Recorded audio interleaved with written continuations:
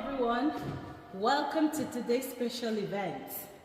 It is themed My Culture, My Heritage. And today we have a special guest. This is the best historian in TUM. I just want you to relax because he knows all about TUM. And I'm so excited that the young ones are here. So you're going to hear everything about TUM. So today, listen specially and carefully to Dr. Tony Clancy. Can you put your hands together as we welcome him? Good afternoon, Dr. Tony. Welcome to this event. Thank you very much. We have a lot of people there watching you now, and they are so excited to hear about TUM. So please, can you just briefly introduce yourself to the audience? Well, I'm a native of Athlone, which is to the east of TUM, and I came here first as a teacher, having qualified in Galway and later on in Iceland, actually. My main interest is history at the moment. I'm also interested in the Irish language, and these would be my two main interests, I think, certainly in the past. Awesome to know about you and your educational background. Please, can you share with us some insights into history of TUM and its diverse cultural heritage? Well, I think the first thing I should say is that TUM is a very ancient place. Up to 100 years ago, they used to talk about TUM, that TUM started with St. Giles. And actually, the truth of the matter is that it started a long time before St. Giles.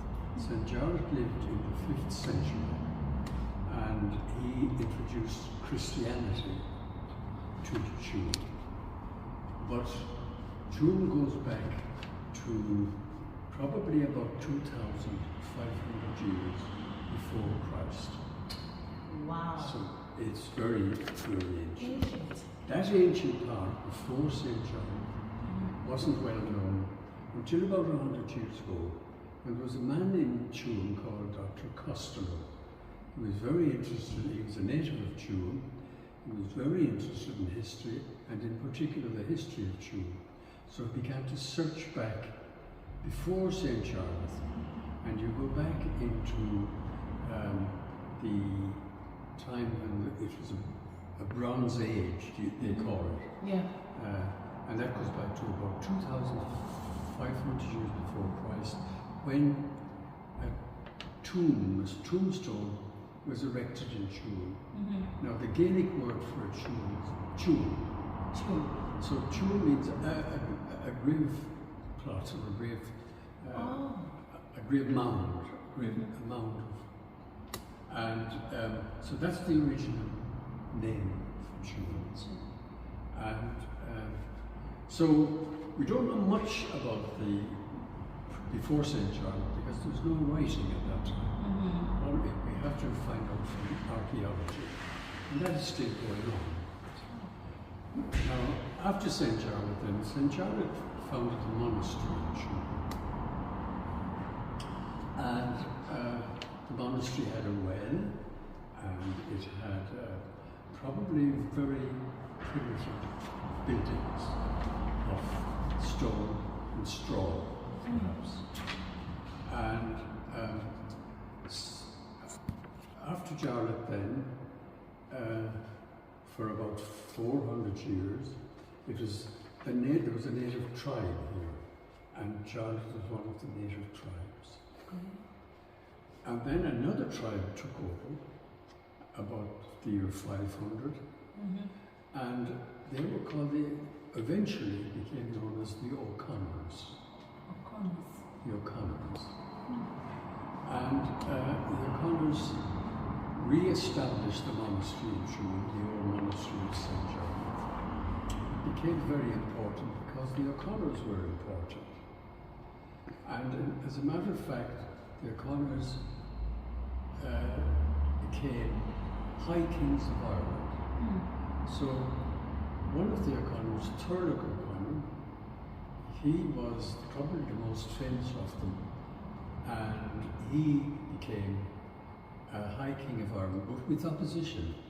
No, not everybody accepted him. Yeah. But at the same time, he was important enough to improve the monastery, to make a high cross in the town, which is now in St. Mary's Cathedral, and also to make a church. And the chancel of that church is incorporated into St. Mary's Cathedral. That's, I'm talking now about the 1100s. That's the 12th century, and that is the O'Connors. So, but after this High King Turlough, his son inherited. During his time, the Normans came to Ireland. Now, the Normans came from England, and originally came from farther north in Europe. But the Normans took over Ireland in a way, and certainly they captured Tuam, and that was the end of the O'Connors as rulers. So after that time, Tuam continued as a church, and they had a bishop, and they got an archbishop. Now there are 4 archbishops in Ireland. One is up in Armagh, and another is in Dublin, another is in Cashel, and the 4th is in Tuam. So Tuam became an archdiocese, became an archbishop, became important in that way. And so we go on another few hundred years, and Henry VIII of England, King Henry VIII of England, was on bad terms with the Pope. So he broke away from the Pope, and from that time became the Anglican or Protestant religion. And the Archbishop of Tuam became a Protestant Archbishop. And but some of the Catholics, all of the Catholics remained, if you like. And so you had Catholics and Protestants.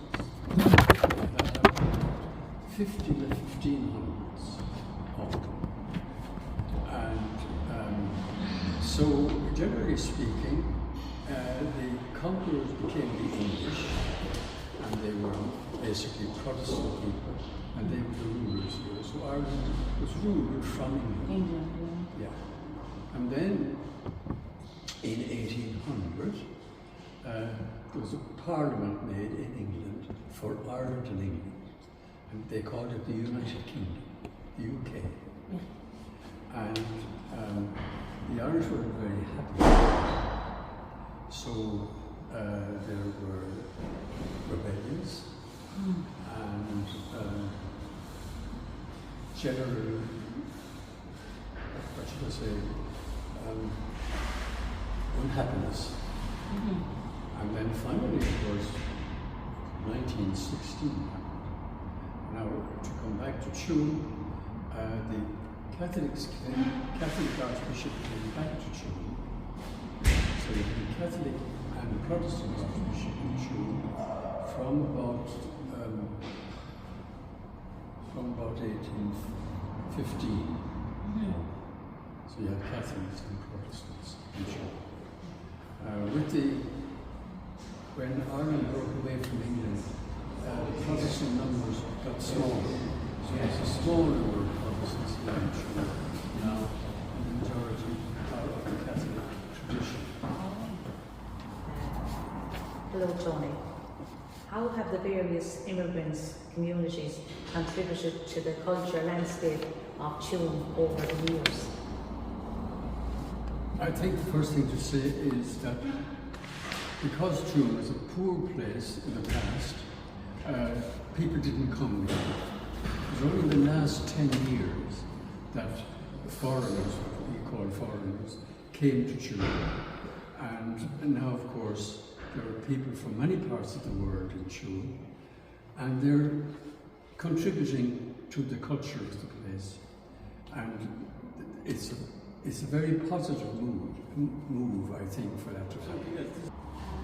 Can you recall, Dr. Tony, any memorable accounts about the rich diversity of the cultures in Tuam? Well, I think in the case of music, Tuam has a good reputation in the past and in the present with the Solar. So music has been very prominent in Tuam, even for centuries.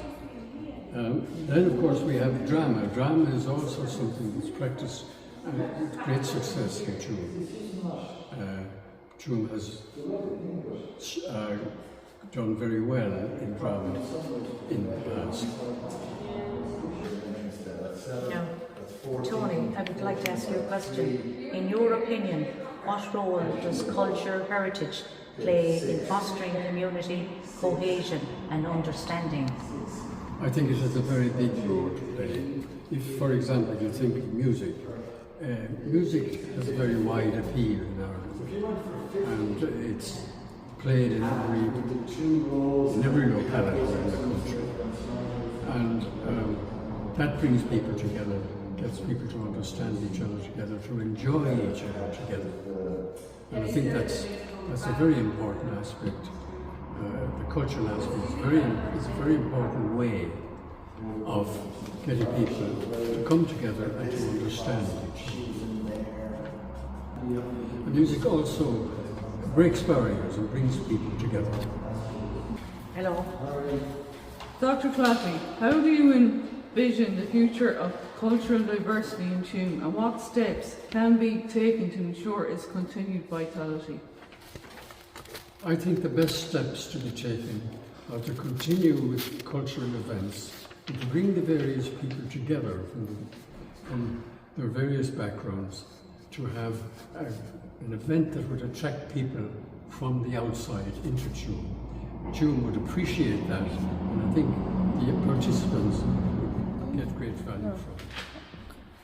Okay, Doctor, it's been an amazing interview with you, and thank you so much for your time. I know your time is so precious. You know, getting you out of your house at this time, and honestly, I really appreciate it, and thank you so much. It means a lot to me, and it means a lot to the audience. I know they've heard a lot from you, and we are taking home a lot from you today. And I say thank you so much. Can you just say a word of encouragement to the young people, to my great audience here, please? Well, thank you for your kind words. But as regards the young people, I think they should ask questions. They should find out why things are as they are. Ask questions, see can things be made better.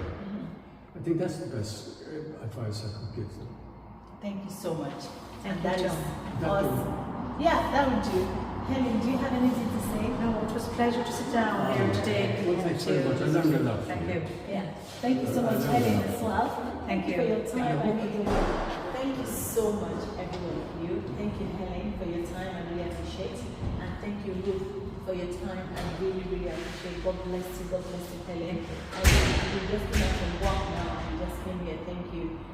Ruth, you were just told a few minutes ago and you were here. Thank you so much. And above all, we say thank you to Dr.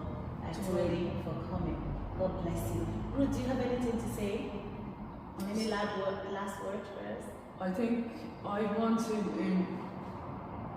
build on what Dr. Tony said, just go out there, ask questions, and take it all in and make sure that you just carry on our heritage for us. Thank you. That is the next very people. good. Yeah, we need to carry on the heritage. Two is for us, and we love to. Thank you so much.